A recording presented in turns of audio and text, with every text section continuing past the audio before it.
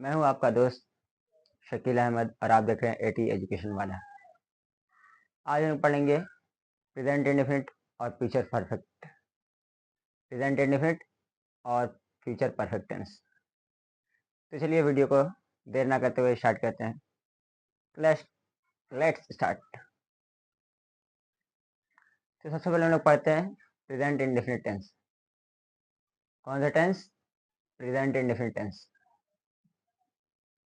तो present indefinite का पहचान जो है, रिकॉग्निशन जो है, वो होता है जिस सेंटेंस के एंड में ताहे तीहे तेहे आते हैं उसे हम लोग बोलते हैं present indefinite tense. For example, मैं स्कूल जाता हूँ, वो रोटी पकाती है, बच्चे मैदान में खेलते हैं। ये सारा क्या है? प्रेजेंट इंडेफिनिट का पहचान है। तो प्रेजेंट इंडेफिनिट का रूल क्या होगा? Subject, verb one, object.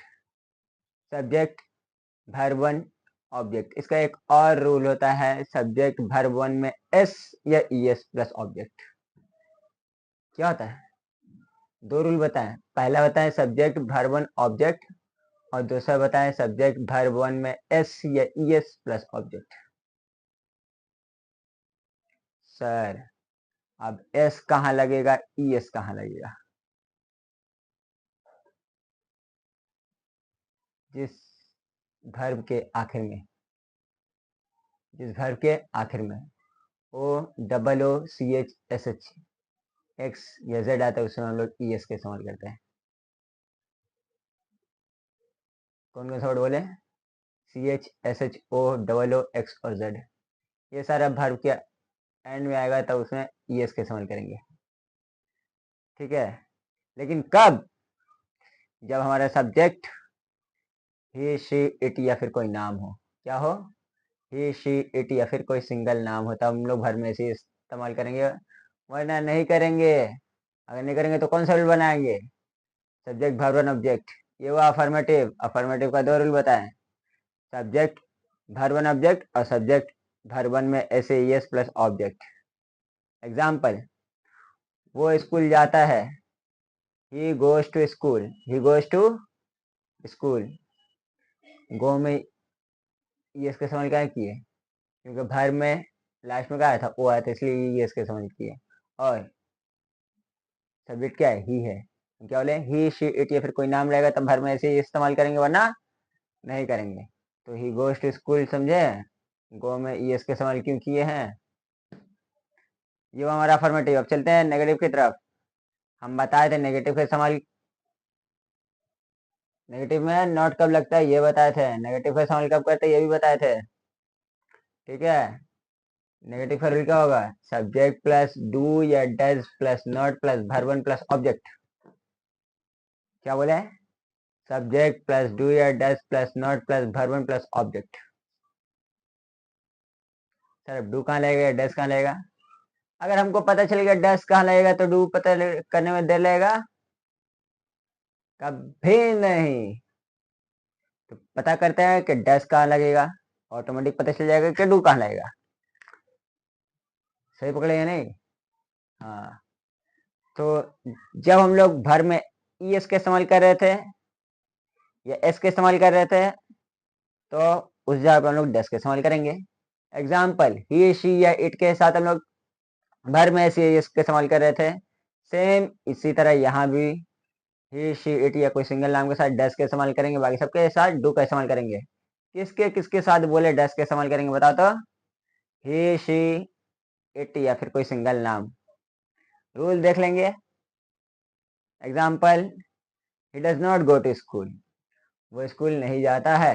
वो स्कूल नहीं जाता है। He does not go to school. Interrogative की तरफ बढ़ते हैं। बढ़ो, कदम से कदम बढ़ाया जा। कहाँ चलने के लिए? इंटरोगेटिव की तरफ। और इंटरोगेटिव कितना तरह का होता है? दो तरह का होता है, बताया गया है। ठीक है, इंटरोगेटिव कितना तरह का होता है? दो तरह का होता है। पहला होता है यस नो और दूसरा होता है डैगवेज। पहला होता है यस नो और दूसरा होता है डैगवेज। यस नो क्या कहते हैं? जो हेल्पिंग हो रहा है तो उसको सब्जेक्ट की जगह कर देते हैं, सब्जेक्ट को हेल्पिंग हो की जगह कर देते हैं। तो डू या डज इसमें क्या है? हेल्पिंग वर्ब है, तो डू या डज पहले जाएगा, सब्जेक्ट बाद में। डू या does plus subject plus verb one plus object. क्या बोले? Repeat repeat. क्या बोले हैं? डू या does plus subject plus verb one plus object, do या does plus subject plus verb one plus object, does he go to school, क्या वो school जाता है, does he go to school, समझे। हाँ, वो कहाँ जाता है, वो कहाँ जाता है।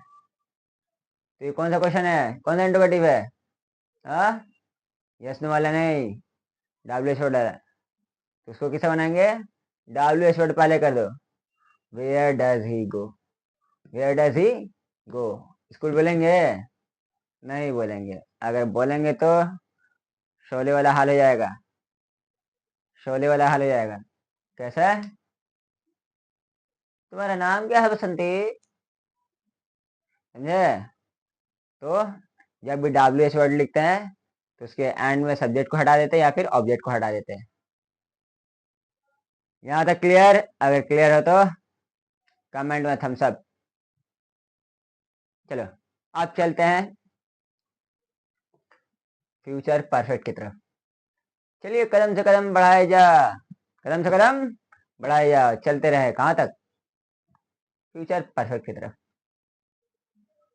फ्यूचर परफेक्ट इजी, परफेक्ट यानी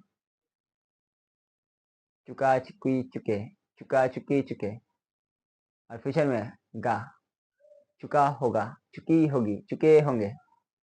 पहचान समझिए, रिकॉग्निशन। सेंटेंस के एंड में चुका होगा, चुकी होगी, चुके होंगे, ये सारा वर्ड आएगा तो फ्यूचर परफेक्ट।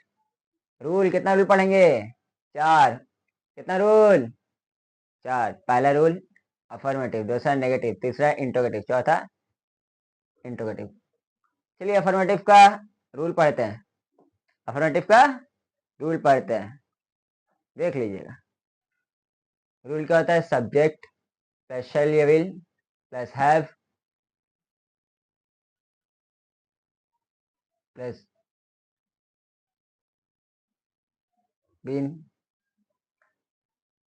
होता है नहीं, सब्जेक्ट प्लस शैल या will plus have plus verb three plus object. फिर से सब्जेक्ट प्लस शैल या will plus have plus verb three plus object. फिर से एक बार क्या पढ़े, सब्जेक्ट प्लस शैल या will plus have plus verb three plus object.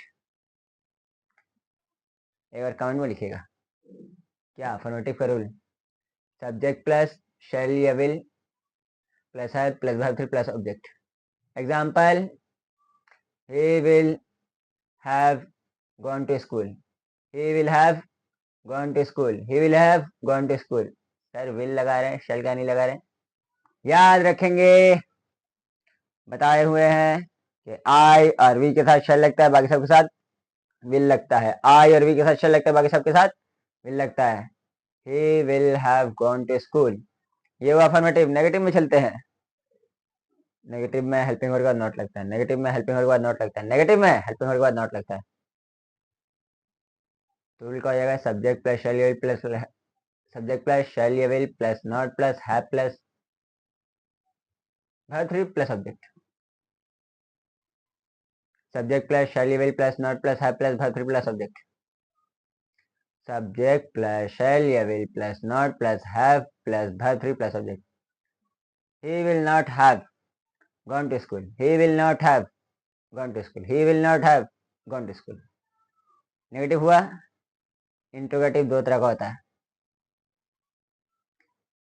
Yes no में हेल्पिंग में पहले सब्जेक्ट बाद में, हेल्पिंग में पहले सब्जेक्ट बाद में, इंट्रोगेटिव में यस नो। तो शैल विल पहले सब्जेक्ट बाद में have plus verb three plus object, shall या will plus subject plus have plus verb three plus object.